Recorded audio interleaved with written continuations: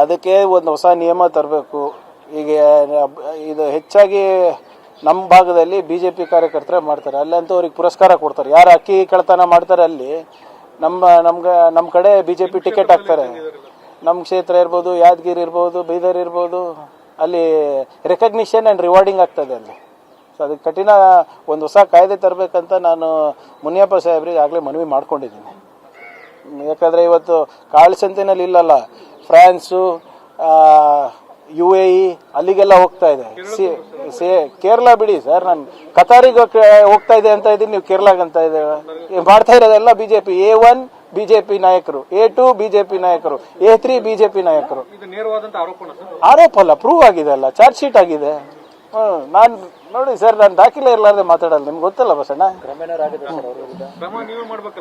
ಈಗ ನನಗೆ 4 ವೀಕ್ಸ್ ಆಗಿದೆ ಸರ್. ನೀವೆಲ್ಲಾನು ಮಾಡಿ 4 ವಾರದಲ್ಲೇ ಮಾಡಿ ಅಂದ್ರೆ ಹೆಂಗೆ? 4 ತಿಂಗಳಲ್ಲೂ ಆಗುತ್ತೆ.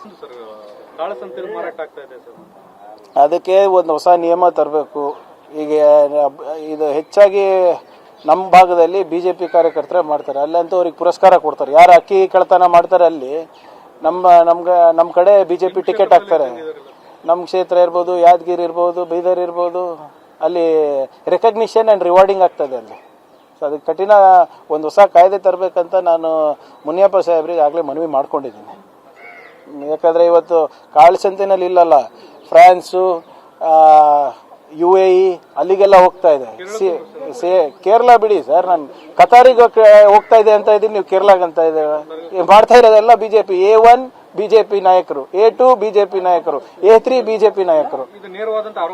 ಆರೋಪ ಅಲ್ಲ, ಪ್ರೂವ್ ಆಗಿದೆ ಅಲ್ಲ, ಚಾರ್ಜ್ ಶೀಟ್ ಆಗಿದೆ. ನಾನು ನೋಡಿ ಸರ್, ನಾನು ದಾಖಲೆ ಇರಲಾರ್ದೆ ಮಾತಾಡಲ್ಲ, ನಿಮ್ಗೆ ಗೊತ್ತಲ್ಲ ಬಸಣ್ಣ.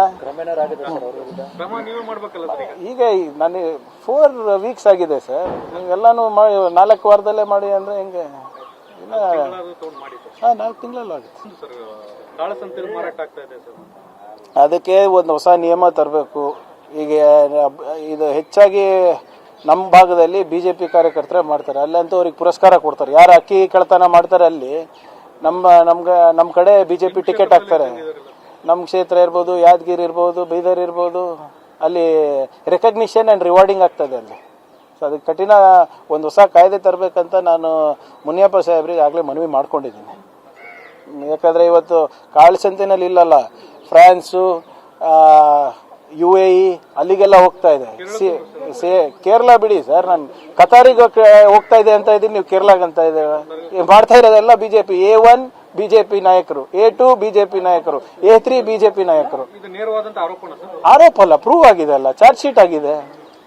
ನಾನು ನೋಡಿ ಸರ್, ನಾನು ದಾಖಲೆ ಇರಲಾರ್ದೆ ಮಾತಾಡಲ್ಲ, ನಿಮ್ಗೆ ಗೊತ್ತಲ್ಲ ಬಸಣ್ಣ. ಈಗ ನನಗೆ 4 ವೀಕ್ಸ್ ಆಗಿದೆ ಸರ್. ನೀವೆಲ್ಲಾನು 4 ವಾರದಲ್ಲೇ ಮಾಡಿ ಅಂದ್ರೆ ಹೆಂಗೆ?